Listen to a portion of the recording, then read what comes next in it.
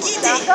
Le but est donc de réaliser un pattern. Alors ce qu'on appelle un pattern, c'est un parcours imposé en guidant son cheval avec le moins d'aide visible possible. Donc le but du jeu, c'est qu'on ne voit pas du tout ce que fait Alice pour diriger et donner des ordres à son cheval. Il y a 11 patterns différents dans cette discipline qui ont été créés et mis en place par la NRHA, c'est-à-dire le National Running Horse Association. Alors, il y a plusieurs figures dans cette discipline. Les figures de base, en général, ce sont les cercles, les spins, les changements de pied, les rollbacks, les stops et les reculés. On va voir un petit peu tout ça en détail, parce que ça fait beaucoup d'informations d'un coup. Alors, on va commencer par les grands cercles rapides, suivi de petits cercles lents.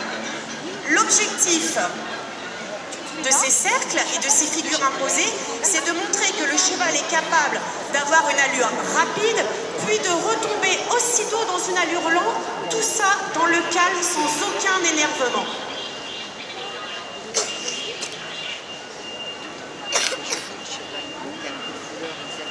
Alors, sur un sol vraiment approprié pour la pratique de cette équitation, les allures sont beaucoup plus rapides qu'ici. On s'adapte au sol, on fait en sorte que tout se passe bien pour tout le monde. Donc, vous allez voir des allures modérément rapides, mais on peut quand même se rendre compte des transitions d'allure qu'Alice est en train d'effectuer. Ensuite, autre figure, il y a les spins. Ah oui, bah oui. C'est-à-dire que le cheval pivote sur un postérieur. Tout cela se fait toujours dans le même esprit.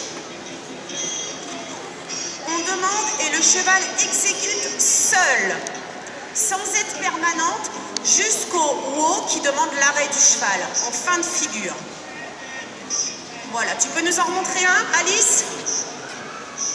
De l'autre côté. Le cheval exécute tout seul. Tant qu'il exécute tout seul et correctement, on ne lui demande rien d'autre. Il est dans le confort. Ou l'arrêt. S'il ne le fait pas bien, Alice a ses jambes et ses éperons pour lui dire « Hé garçon, tu fais bien ce que je t'ai demandé. » Mais s'il le fait bien, il n'y a rien d'autre à part juste l'ordre de la main. On voit à peine les mains d'Alice bouger sur l'encolure du cheval.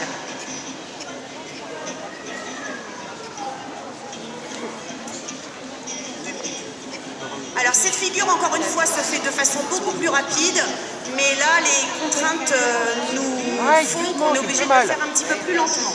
Il y a également le changement de pied, qui permet au cheval de changer de direction.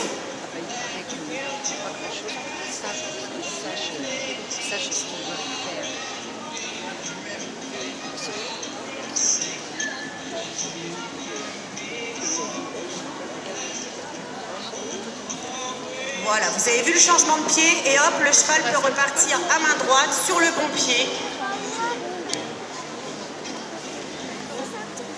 Ensuite, il y a le stop. C'est certainement une des figures que tout le monde connaît le plus. Cette figure est spectaculaire car c'est un arrêt glissé sur plusieurs mètres. Alice va vous faire aujourd'hui des stops un petit peu moins forts, puisqu'encore une fois, le sol ne le permet pas, comme on a vu avec Texas tout à l'heure. Il faut savoir que ce geste du stop est un geste naturel chez nos chevaux, qui bien sûr est amplifié par le travail, ce qui leur permet de vraiment glisser sur une grande distance qui peut atteindre parfois plus de 10 mètres. Il y a enfin le rollback, qui est un demi-tour sur les hanches suivi d'un galop. C'est également un mouvement naturel chez le cheval qui est travaillé et amélioré. Rollback. Et on repart au galop sur le bon pied. Et enfin, la dernière figure, c'est le reculé, qui complète cette discipline d'équitation western qui est du dressage. En conclusion, on peut dire que l'équitation western est une équitation de travail qui est née aux États-Unis pour transhumer le bétail sur des très grandes superficies, voire des milliers d'hectares. Les chevaux et les matériels sont donc adaptés à l'équitation d'extérieur, mais ce qu'il faut retenir, c'est que les chevaux